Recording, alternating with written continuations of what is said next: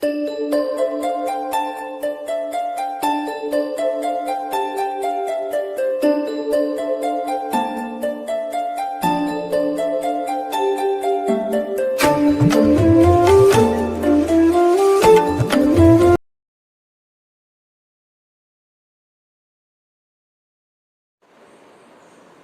பரிசுத்த நாமம் மகிமைப்படுவதாக. ஆண்டவர் நம்மளை கடந்த 3 மாதங்கள் அற்புதமா கர்த்தர் நம்மளை பாதுகாத்து இந்த 4வது மாதம், இந்த ஏப்ரல் மாதத்தையும் ஆண்டவர் காண கர்த்தர் நம்மளுக்கு கிருபை தந்தார். ஒவ்வொரு நாளும் ஆண்டவர் நம்மளோடு கூட பேசுகிறவர். அதே போல இந்த மாதம் ஏப்ரல் மாதத்திலும் ஆண்டவரே திருச்சபைக்கு அதே போல இந்த வார்த்தை கேட்கிறவருடைய பிள்ளைகளுக்கு என்ன வாக்கு தத்தங்களை கர்த்தர் தருகிறேன் என்று சொல்லி தேவ சமூகத்தில் காத்திருக்கும் பொழுது ஆண்டவர் அழகாய் உபாகமத்தின் புத்தகம் 33ஆம் அதிகாரம் 12வது வசனத்தை என் கண்களுக்கு முன்பாக கர்த்தர் கொண்டு வந்தார். பென்யமீனை குறித்து கர்த்தருக்கு பிரியமானவன், அவரோடு சுகமாய் தங்கியிருப்பான், அவனை எந்நாளும் அவர் காப்பாற்றி அவன் எல்லைக்குள்ளே வாசமாயிருப்பான். வானத்தை பூமி உண்டாக்கின சர்வ வல்லமையுள்ள தேவனே, இந்த ஏப்ரல் மாதம் இந்த 4வது மாதத்திலும் கூட இந்த வார்த்தையை கேட்கிறவருடைய பிள்ளைகளை இந்த வார்த்தையின்படியே ஆசீர்வதிங்கப்பா. இந்த வார்த்தையின்படியே கூட இருங்கப்பா. இந்த வார்த்தையின்படியே உடைய பிள்ளைகளை ஆசீர்வதித்து ஆண்டவர் மேன்மைப்படுத்த நாங்கள் ஜெபிக்கிறோம். இந்த மாதம் முழுவதும் ஒரு ஆசீர்வதிக்கப்பட்ட ஒரு மாதமாய் கர்த்தர் அமைத்து தாரும். இயேசுவின் நாமத்தில் வேண்டி கேட்கிறோம் நல்ல பிதாவே, ஆமென். ஆண்டவர் என்ன சொன்னார்? இந்த மாதத்தில் பென்யமீனை குறித்து எழுதப்பட்டிருக்கிறது. பாருங்கள், யாக்கோபுக்கு 12 பிள்ளைகள், 12 பிள்ளைகளையும் 12 கோத்திரங்களாய் கர்த்தர் என்ன செய்தார்? மாற்றினார். நமக்கு தெரியும், அங்கே யாக்கோபு ராகேலை என்ன செய்தான்னு சொன்னால் திருமணம் முடித்து ராகேலுக்கு அநேக நாட்கள் குழந்தை பாக்கியம் இல்லாதிருந்தது. கடைசி ராகேலை கர்த்தர் நினைவு கூர்ந்தார். ராகேலுக்கு என்ன செய்த யோசேப்பு, பென்யமீன் என்கிறதான 2 பிள்ளைகளை கர்த்தர் கொடுத்தார். பென்யமீன் கோத்திரத்திலேயே கடைசி கோத்திரம். இந்த பென்யமீனை குறித்து மோசே 12 கோத்திரங்களையும் ஆசீர்வதிக்கும் பொழுது அவர் மரணம் அடைவதற்கு முன்பாக ஒவ்வொரு கோத்திரங்களையும் ஒவ்வொரு ஆசீர்வாதத்தின்படியே ஆண்டவர் அவனை ஆசீர்வதிக்க பயன்படுத்துகிறார். இங்கே பென்யமீனை குறித்து சொல்லப்பட்டிருக்கிறது, கர்த்தருக்கு பிரியமானவர். ஆமென். நீங்கள் கர்த்தருக்கு பிரியமானவர். தானியேல் கர்த்தருக்கு பிரியமானவர். எந்த ஒரு மனிதன் கர்த்தருக்கு பிரியமாயிருக்கிறானோ அவன் வேண்டிக் கொள்ள தொடங்கின போதே கட்டளை வெளிப்படும். கையெழுத்தி ஆமென் சொல்லலாமா? அவன் கர்த்தருக்கு பிரியமானவன், அவரோடு சுகமாய் தங்கியிருப்பான். ஆண்டவர் இந்த மாதத்தில் நீங்கள் சுகமாய் தங்கியிருக்கும்படி கர்த்தர் கிருபை தருவார். அவனை என்னாலும் அவர் என்ன செய்வாரா? காப்பாற்றுவார். இந்த மாதத்தில் மாத்திரமல்ல, ஆண்டவர் ஜீவிய நாட்கள் எல்லாம் உங்களை காப்பாற்றுகிற ஒரு தேவன் இருக்கிறார். அது மாத்திரமல்ல, அவன் எல்லைக்குள்ளே அவர் வாசமாயிருப்பார் என்று சொல்லப்பட்டிருக்கிறது. எனக்கு அருமையான தேவனுடைய பிள்ளைகளே, இன்றைக்கும் பாருங்க, ஒரு தேசத்திற்கு ஒரு எல்லை இருக்கிறது, ஒரு மாநிலத்துக்கு ஒரு எல்லை இருக்கிறது, அதே போல ஒரு மாவட்டத்திற்கு எல்லை இருக்கிறது, பிசாசுக்கும் எல்லை இருக்கிறது. ஒவ்வொரு பிசாசை நீங்கள் பார்ப்பேன்னு சொன்னால் ஒவ்வொரு எல்கைக்குள்ளதான் என்ன செய்ய முடியும்? அதை கிரியை செய்ய முடியும். எல்கையை விட்டு வெளியே என்ன செய்ய முடியாது, அதை கிரியை செய்ய முடியாது. ஆனால் ஆண்டவர் என்ன செய்கிறவர் என்றால் அந்த சராசரங்களையும் கிரியை செய்கிறவர், அந்த சராசரங்களையும் ஆளுகை செய்கிறவர்.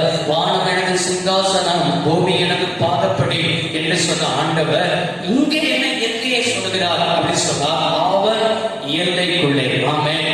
ஆண்டவர் நம்ம இருக்கிற எல்லைக்குள்ளே, தேவனுடைய பிள்ளைகள் இருக்கிற எல்லைக்குள்ளே, நீங்கள் இந்த வார்த்தையை கேட்கிற எந்த இடத்தில் நீங்கள் கேட்கலாம், நீங்கள் எந்த இடத்தில் உங்களை முன்குறித்திருக்கிறாரோ நீங்கள் இருக்கிற எல்லையில் எந்த விதமான இருளின் ராஜ்யமோ இருளின் ஆவிகளோ அங்கே கிரியை செய்ய விடாத அளவுக்கு ஆண்டவர் என்ன செய்வார்னா உங்க எல்கையில் அவர் வாசமாயிருப்பார்.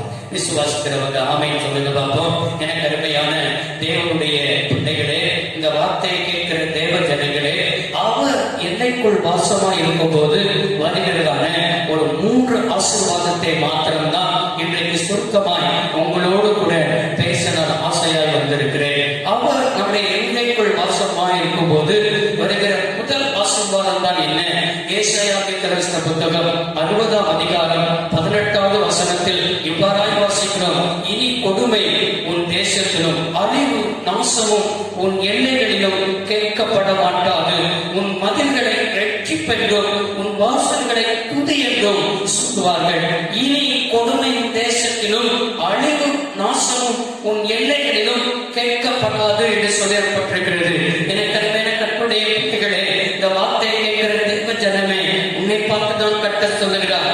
அவர் நம்முடைய எல்லையில் வாசமாயிருக்கும் போது நம்முடைய எல்லையில் அழிவும் நாச மோசத்திற்கும் ஆண்டவர் நம்மளை விளங்கி என்ன செய்கிறவர், காக்கிறவராயிருக்கிறார். தேசத்தை ஏற்றி அச்சுறுத்தி கொண்டிருக்கிற எத்தனை கொள்ளைகளா இருக்கலாம், அழிவின் காரியமா இருக்கலாம், எந்த ஒரு காரியமோ நாம் இருக்கிற எல்லையில் வராதபடிக்கு ஆண்டவர் காத்துக்கொள்ள வல்லமையுடையவராயிருக்கிறார். இதை நீங்கள் விசுவாசியுங்கள், இதை நீங்கள் அறிக்கையிடுங்கள். ஆண்டவரே, அழிவுக்கும் நாசமோசமும் என்ற எல்லையில் என்ன செய்வதில்லை, கேட்கப்படுவது இல்லை என்று சொல்லுங்கள். எனக்கு அருமையான தேவனுடைய பிள்ளைகளே, நாம் இருக்கிற எல்லையில் அழிவு கேட்கப்படுவது இல்லை என்று சொன்னாலும் ஏன் இப்படிப்பட்ட அழிவின் காரியங்கள், அழிவின் சூழ்நிலைகள் ஆங்காங்கே நாம் கேட்கப்படுகிறோம் என்று சொன்னால், நீங்கள் பாருங்கள், தாவீது ஆண்டவரோடு கூட ஒரு நடந்த ஒரு தெய்வ மனிதன், ஆண்டவரையே தனக்கு முன்பாக வைத்த ஒரு தெய்வ மனிதன். ஆனால் தாவீதுடைய வாழ்க்கையில் பாருங்கள், 1 நாளாகமம் 21ஆம் அதிகாரம் 1வது வசனத்தில் வாசிக்கிறோம்.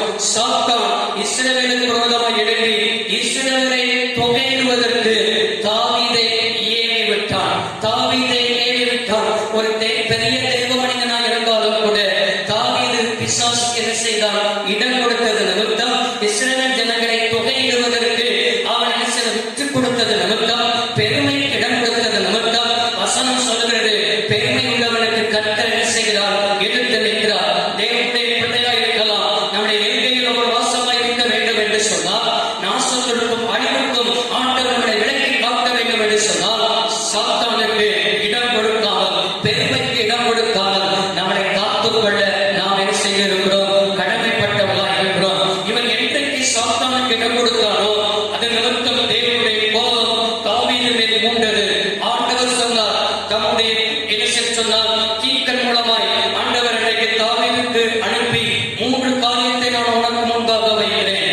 1 நாளாகமம் 21ஆம் அதிகாரம் 12வது வசனத்தை வாசிக்கிறோம். 3 காரியத்தில் முதல் காரியம், 3 வருஷம் பஞ்சம். உன் தேசத்துல 3 வருஷம் என்ன செய்யும், பஞ்சம் இருக்கும். 2வது 3 மாதம் சங்காரம் அல்லது 3 நாள் கர்த்தருடைய தூதன் இஸ்ரவேலுடைய எல்லை எங்கும் சங்காரம் உண்டாகும்படி தேசத்தில் நிற்கும் கர்த்தருடைய பட்டயமாகிய கொள்ளை நோயோ எதை நீ தெரிந்து கொள்கிறார்? 3 வருஷமா, 3 மாதமா, இல்லை 3 நாளா? எதை நான் உனக்கு முன்பாக 3ஐ வைக்கிறேன், நீ எதை தெரிந்து கொள்கிறாயோ நிச்சயமாய் 3இல் ஒரு காரியம் நிச்சயமாய் உன் தேசத்தில் நடக்கும் என்று சொன்னார்.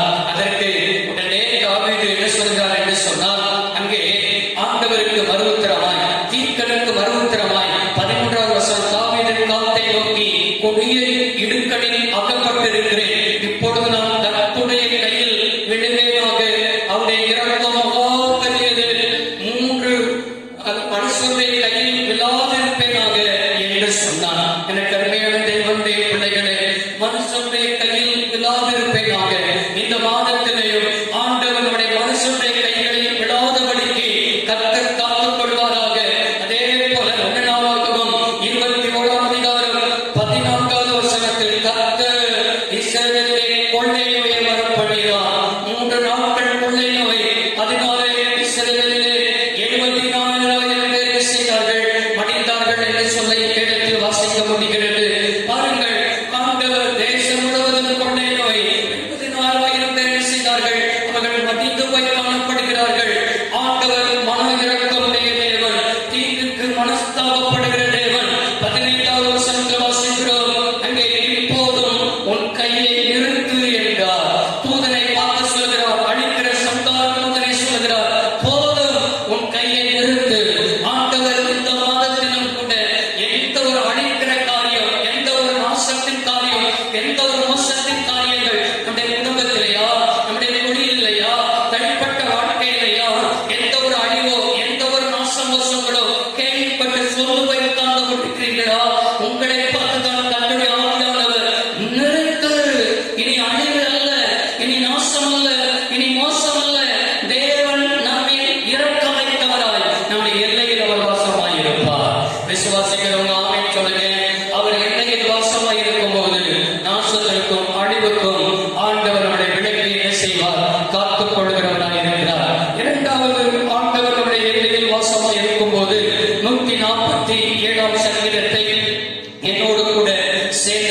கொள்ள உங்களை என்ன செய்கிறேன், அன்பாய் கேட்டுக் கொள்கிறேன். 147 சங்கீதம் வசனம் 14 வாசிக்க கேட்கிறேன். அவர் உன் எல்லைகளை சமாதானம் உள்ளதாக்கி உச்சிதமான கோதுமையினால் உன்னை திருப்தியாக்குகிறார். உன் எல்லையை ஆண்டவர் என்ன செய்கிறவர் என்று சொன்னால் சமாதானம் உள்ளதாய் ஆக்குகிறவர். இரண்டாவதாக எனக்கு அருமையான கர்த்தருடைய பிள்ளைகளே, ஆண்டவர் நம்முடைய எல்லையில் வாசமாய் இருக்கும் போது நம்முடைய எல்லையை சமாதானம் உள்ளதாய் ஆண்டவர் மாற்றுகிறவராய் இருக்கிறார். ஐயோ, என் குடும்பத்தில் ஒரு சமாதானம் இல்லையே, என் தொழிலில் ஒரு சமாதானம் இல்லையே, ஊழியத்தில் ஒரு சமாதானம் இல்லையே, நான் இருக்கிற இருக்கையில் ஒரு சமாதானம் இல்லையே. கர்த்தர் சொல்கிறார், சங்கீதம் 29 சங்கீதம் 11 கடந்த மாதத்தில் கர்த்தர் பேசினார். கர்த்தர் தமது ஜனத்திற்கு பலன் கொடுக்கிறவர், கர்த்தர் தமது ஜனத்திற்கு சமாதானம் அருளி அவர்களை ஆசீர்வதிக்கிறவர். சமாதானத்தை கர்த்தர் அவர் இருக்கிற எல்லையில் இருக்கும். ஆனால் எனக்கு அருமையான கர்த்தருடைய பிள்ளைகளே, யாருக்கு சமாதானம் இல்லை என்பதை நாம் என்ன செய்ய வேண்டும், விளங்கிக் கொள்ள வேண்டும். 2 சாமுவேலின் புஸ்தகம் 12ஆம் அதிகாரத்தை நீங்கள் தெரியும் என்று சொன்னால் அங்கே தாவீதை எழுதப்பட்டிருக்கிறது. தாவீது தேவனோடு கூட நடந்த ஒரு மனிதனாய் இருந்தார். ஆனால் தாவீது ஒரு பாவத்தை செய்தார். 2 சாமுவேல் 12ஆம் அதிகாரம் 10வது வசனம், இப்போது நீ என்னை அசட்டை பண்ணி ஏற்கனாகிய ஊரியாவின் மனைவியை உனக்கு மனைவியாக எடுத்துக் கொண்டபடியால் பட்டயம் என்றைக்கும் உன் வீட்டை விட்டு விலகாதிருக்கும். பாவம் செய்தது நிமித்தமாய் தாவீதுக்கு ஆண்டவர் நாட்டம் தீர்க்கதரிசி மூலமாய் கர்த்தருடைய வார்த்தை கடந்து வருகிறது, பட்டயம் உன் வீட்டை விட்டு விலகாதிருக்கும். அதே 13ஆம் அதிகாரத்தை நீங்க பார்ப்பீங்கன்னா அதுக்கடுத்து தாவீதுடைய பிள்ளை யார் என்று சொன்னால் அம்னோன். அம்னோன் கூட பிறந்த சகோதரி மேல் ஆசை கொள்கிறான். யாரு? அப்சலோமுடைய கூட அப்சலோமுடைய சகோதரி மூலமா சகோதரி மேல அம்னோன் என்ன செய்கிறான், ஆசைப்படுகிறான். அல்லேலூயா. பாருங்க, கடைசியில் நடந்ததுதான் என்ன, அதே போல் தன் கூட பிறந்த சகோதரியே அனுமதிக்கிறான். அப்சலோம் அம்னோனுக்கு விரோதமாய் எழும்புகிறான். அல்லேலூயா. அம்னோனுக்கு விரோதமாய் எழும்பி அம்னோனை கொலை செய்கிறான். அதே போல நாம் சம்பவத்தில் பார்க்கிறோம், அப்சலோம் தாவீதுக்கு விரோதமாய் எழும்புகிறான். அவன் குடும்பத்துல ஒருவருக்கு ஒருவராய் என்ன செய்தார், ஆண்டவரை எழும்ப பண்ணினார். பிள்ளை தகப்பனர் விரோதமாய் எழும்ப பண்ணினார். காரணம் பச்சைப்பால் என்கிறதான அந்த விஷயத்தில் தாவீது என்ன செய்தான்னு சொன்னால் தவறு செய்தது நிமித்தம், பாவம் செய்தது நிமித்தம் பட்டயம் உன் வீட்டை விட்டு விலகாது இருக்கும் என்று சொன்ன ஆண்டவருடைய வார்த்தையின்படியே பட்டயம் அவனுடைய குடும்பத்தில் இருந்தது. அதனால்தான் சமாதானம் இல்லாதபடி காடுகளிலும் மலைகளிலும் வனாந்தரத்திலேயும் அவன் அலைந்து கொண்டிருக்கிற நிலைமைகள் என்ன செய்தது, காணப்பட்டிருக்கிறது. இன்றைக்கும் உங்களுடைய குடும்பத்தில் ஏதோ ஒரு சமாதானத்தின் குலைச்சல் இருந்து கொண்டே இருக்கிறதா, தொழிலில் ஒரு சமாதானத்தின் குலைச்சல் இருந்து கொண்டே இருக்கிறதா, ஏதோ ஒரு காரியத்தில் ஆண்டவருக்கு விரோதமாய் நீங்கள் என்ன செய்திருக்கிறீர்கள், பாவம் செய்திருக்கிறீர்கள். வசனம் சொல்கிறது, துன்மார்க்கனுக்கு சமாதானம் இல்லை என்று கர்த்தர் சொல்லியிருக்கிறார். துன்மார்க்கமான எந்த மனுஷன் தீயம் செய்கிறானோ அவனுக்கு தான் இல்லை என்று சொன்னால் சமாதானம் இல்லை என்பதை நீங்கள் விளங்கிக் கொள்ள வேண்டும். 2 கொரிந்தியர் 13ஆம் அதிகாரத்தை என்னோடு கூட சேர்ந்து திருப்பங்க அன்பாய் கேட்கிறேன். 2 கொரிந்தியர் 13ஆம் அதிகாரம் 11வது வசனம், கடைசியாக சகோதரரே சந்தோஷமாயிருங்கள், நற்சி பொருந்துங்கள், ஆறுதல் அடையுங்கள், ஏக சிந்தையாயிருங்கள், சமாதானமாயிருங்கள். அப்பொழுது அன்புக்கும் சமாதானத்துக்கும் காரணமாயிருக்கிற தேவன் உங்களுடனே கூட இருப்பார். ஆமென். சமாதானமாயிருங்கள். இன்னைக்கு அநேகர் திருச்சபைக்குள் வந்தாலும் கூட சமாதானமாய் இருப்பது இல்லை. அநேகர் அவர்களுக்கு பிடித்த நபர்களோடு கூட திருச்சபையில் அமருவார்கள். அல்லேலூயா. திருச்சபைக்கு போனாலும் கூட அவர்களுக்கென்று ஒரு இடத்தை செய்திருப்பார்கள், வைத்திருப்பார்கள். அவர்களுக்கென்று ஒரு நபர்களை வைத்திருப்பார்கள். அவர்களோடு கூட தான் இருப்பார்கள், அவர்களோடு கூட தான் பேசுவார்கள், அவர்களோடு கூட தான் அமருவார்கள். எல்லாரும் கூட பேச மாட்டார்கள், எல்லாரும் கூட என்ன செய்ய மாட்டார்கள், அமர மாட்டார்கள். ஒரே திருச்சபையில் இருப்பார்கள், ஒரே சரீரத்தின் அவயங்களாய் இருப்பார்கள். ஆனால் எல்லாரோடும் கூட என்ன செய்ய மாட்டார்கள், சமாதானமாய் இருக்க மாட்டார்கள். நீங்கள் சமாதானமாய் இல்லை என்று சொன்னால் நன்றாக விளங்கிக் கொள்ள வேண்டும், சமாதானத்தின் தேவன் உங்களோடு கூட இல்லை என்று அர்த்தம். சமாதானமாய் இருங்கள்.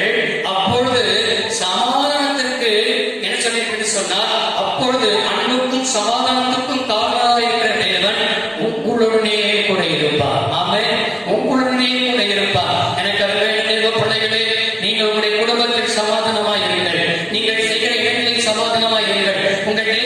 சமாதானமாயிருங்கள், நீங்கள் போகிற திருச்சபையில் சமாதானமாயிருங்கள். அப்பொழுது அன்புக்கும் சமாதானத்துக்கும் காரணராய் இருக்கிற தேவன் உங்களுடனே கூட இருப்பார். அவர் சமாதானத்தை உங்கள் எல்லைகளில் சமாதானம் உள்ளதாக்கி உச்சிதமான கோதுமையினால் உங்களை திருப்தி ஆக்குகிறவர். இந்த மாதத்தில் ஒரு சிறந்ததை கட்ட தருவார், உயர்தரமானதை தருவார், முதல் தரமானதை தருவார். தந்து ஆண்டவர்களை இந்த மாதத்தை என்ன செய்கிறவர் என்றால் திருப்தி ஆக்குகிற ஒரு நல்ல தகப்பன் இருக்கிறார் என்பதை என்ன செய்யாதீர்கள், மறந்து போக்காதீர்கள். மூன்றாவது, ஆண்டவர்களுடைய எல்கையில் அவர் வாசமாய் இருக்கும் பொழுது வருகிற மூன்றாவது ஆசீர்வாதம் தான் என்ன? மல்கியாவின் புத்தகத்தை என்னோடு கூட சேர்ந்து திருப்பிக் கொள்ள உங்கள் அன்பாய் கேட்கிறேன். மல்கியா 1ஆம் அதிகாரம் 5வது வசனம். இதை உங்கள் கண்கள் காணும், அப்பொழுது நீங்கள் கர்த்தர் இஸ்ரவேலுடைய எல்லை துவங்கி மகிமைப்படுவார் என்பீர்கள். ஆமென். இதை உங்கள் கண்கள் காணும், கர்த்தர் இஸ்ரவேலுடைய எல்லை துவங்கி மகிமைப்படுவார். உங்கள் எல்லை தொடங்கி நீங்க இருக்கிற எல்லையில் ஆண்டவர் என்ன செய்வார் என்று சொன்னால் அவர் மகிமைப்படுவார். உங்கள் மூலமாய் மகிமைப்படுவார். உங்கள் திருச்சபை மூலமாய் ஆண்டவர் மகிமைப்படுவார். உங்களுடைய குடும்பத்தின் மூலமாய் மகிமைப்படுவார். உங்களுடைய பிள்ளைகள் மூலமாய் ஆண்டவர் என்ன செய்வார் என்று சொன்னால் மகிமைப்படுவார். ஆண்டவர் மகிமைப்படுவதை உங்கள் கண்கள் காணும்படியாக தேவன் அனுகிரகம் செய்வார். கை உயர்த்தி ஆமென் சொல்லலாமா? இஸ்ரவேலே, அல்லேலூயா. தெரிந்து கொண்ட தாசனே, உன் மூலமாக தான் ஆண்டவர் என்ன செய்கிறார் என்று சொன்னால் மகிமைப்படவர் விரும்புகிறார். மகிமைப்படுகிறதுனால நீங்கள் பார்க்க சொன்னால் இயேசு கிறிஸ்து கானான் கல்யாண வீட்டுக்கு போனார். அந்த எல்லைக்குள் போனார். திருமண வீட்டுக்கு கடந்து சென்றார். திருமண வீட்டுக்கு நமக்கு நன்றாய் தெரியும் என்ன நடந்தது. திராட்சை ரசம் குறையும் பட்டது. மரியாள் இயேசுவிடத்தில் வந்து சொல்லுகிறார். அதற்கு மரியாளிடத்தில் சொன்ன ஒரு வார்த்தை, என் வேலை இன்னும் என்ன செய்யவில்லை, வரவில்லை. அதுதான் சொன்னார். அப்போ மரியாளும் கூட அவர் என்ன சொல்கிறாரோ அதன்படி என்ன செய்யுங்கள், செய்யுங்கள் என்று சொன்னார். அதே போல தண்ணீரை நிரப்ப சொன்னார். தண்ணீர் நிரப்பப்பட்டது. பாத்திரத்தை என்ன செஞ்சோம், மூன்று கொண்டு பந்தின் சாலை செய்யுங்கள் என்று சொன்னால் அவர்கள் விசுவாசத்தோடு போனார்கள். நடந்தது. தண்ணீரை ஆண்டவர் என்ன செய்தார், திராட்சை ரசமாய் மாற்றினார். எனக்கு அருமையான கர்த்தருடைய பிள்ளைகளே, அந்த அதிகாரத்தில் இப்படியாக எழுதப்பட்டிருக்கிறது. ஆண்டவர் இப்படியாக தம்முடைய முதல் அற்புதத்தை கானான் கல்யாண வீட்டில் ஆண்டவர் என்ன செய்தார். யோவான் 2ஆம் அதிகாரம் 11வது வசனத்தில் பிதமான் இயேசு இந்த முதலாம் அற்புதத்தை கலிலேயாவில் உள்ள கானானிலே செய்து தம்முடைய மகிமையை என்ன செய்தார் என்றால் வெளிப்படுத்தினார். அவருடைய சீஷர்கள் அவரிடத்தில் விசுவாசம் வைத்தார்கள். தம்முடைய மகிமையை வெளிப்படுத்தினார். எனக்கு அருமையானவர்களே, ஆண்டவர் இந்த நாட்களில் நம்முடைய எல்கையில் மகிமைப்படுவார் என்றால் எப்படி மகிமைப்படுவார் என்று சொன்னால் அவருடைய அற்புதத்தின் மூலமாய், அடையாளத்தின் மூலமாய் தம்முடைய வசனத்தை கர்த்தர் உறுதிப்படுத்தி அவருடைய மகிமையை வெளிப்படுத்துவார். நம்முடைய திருச்சபையில் அற்புத அடையாளங்கள் மூலமாய் தம்முடைய மகிமையை வெளிப்படுத்துவார். அதே போல ஏதோ ஒரு காரியத்துக்கு அற்புதத்துக்கு ஜெபித்துக் கொண்டிருக்கிற சகோதரியே, உன்னை பார்த்துதான் ஆண்டவர் சொல்கிறார், இன்றைக்கு இந்த வார்த்தையை கேட்கும் போது அவர் மகிமையை உங்களிடத்தில் வெளிப்படுத்த போகிறார். அந்த மகிமையை நீங்கள் பார்க்க போகிறீர்கள். அந்த மகிமையை உங்கள் கண் காண ஆண்டவர் இந்த நாட்களில் அற்புதத்தை கர்த்தர் செய்ய போகிறார் என்று சொன்னால் செய்ய போகிறார். உன்னை பார்த்து தான் ஆவியானவர் என்ன செய்து கொண்டிருக்கிறார், பேசிக் கொண்டிருக்கிறார். அவர் எல்கையில் அந்த கானான் கல்யாண வீட்டுக்கு அவர் கடந்து சென்றது நிமித்தமாய் தம்முடைய மகிமையை வெளிப்படுத்தினார். அதே போல் இந்த ஏப்ரல் மாதத்திலும் அவர் வாசமாய் இருக்கிற எல்லையில் தம்முடைய மகிமையை என்ன செய்வார் சொன்னால் வெளிப்படுத்தி தம்முடைய வார்த்தை அவர் என்ன செய்வார், உறுதிப்படுத்த போதுமானவராக இருக்கிறார். பெண்ணியமே குறித்து சொன்னது போல பிரியமானவன் அவரோடு கூட சுகமாய் தங்கியிருப்பார். என்னாலும் அவனை அவர் காப்பாற்றுவார். அவன் எல்லைக்குள் வாசமாய் இருப்பார். எல்லைக்குள் வாசமாய் இருக்கிறார். 3 ஆசீர்வாதத்தை நம்மளை ஆண்டவர் நம்ம கூட பேசினார். நாசத்திற்கும் அழிவுக்கும் நம்மளை என்ன செய்வார், விலக்கி ஆண்டவர் காப்பார். 2வது, ஆண்டவர் நம்முடைய எல்லைகள் சமாதானம் உள்ளதாக என்ன செய்வார், மாற்றுவார். 3வது,